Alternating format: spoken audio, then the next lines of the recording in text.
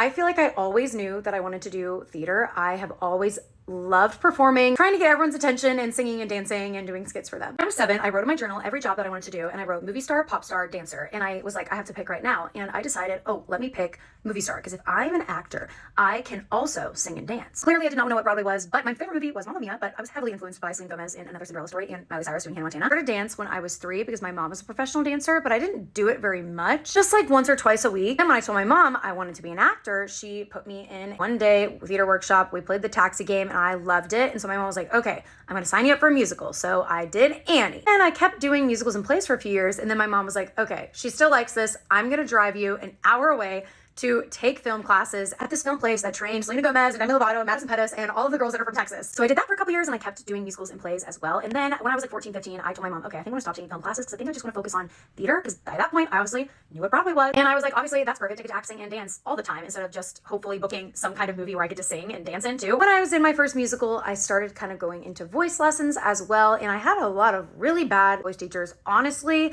that were not very helpful at first. And it took me a couple years to like find some good ones, slowly start getting my vocal training going good. I learned a lot of acting skills just from being in shows and playing improv games. I didn't really take a lot of acting classes, but sometimes I would do like a 1-week summer camp or something at a theater I would do shows at. I was in 45 musicals and plays by the time I graduated high school. Obviously, I started by doing one show at a time. And then sometimes in middle school, I would do up to like 3 shows at the same time, like rehearsing at the same time. Literally insane, but I got a ton of training doing that. And then once I got to high school, I did varsity drill team and I hated it, but I was dancing every single day, where before that, I was not a very skilled dancer because I was only dancing once, maybe twice a week max. So I grew significantly in dance over that year. And then my sophomore year, I started choreographing at my high school. I would stay after school for hours and hours and hours with my friend, and we would choreograph the school musical and just kind of mess around and choreograph other things for fun. At that point, I was obviously taking more dance classes. I got into tap privates. I started actually taking ballet. I started taking dance more, and me doing all that choreography just helped me grow a lot as a dancer as well. Junior year, I went to vocal therapy and fixed my speaking voice because I always spoke really, really bad. And also at the end of my junior year, I found my now voice teacher, who is the best. I mentioned the 10,000 hours rule a lot. I would take voice lessons with her 2 to 4 hours a week sometimes because I wanted to improve my vocal technique faster, because I knew, oh, I'm going to college soon. And then,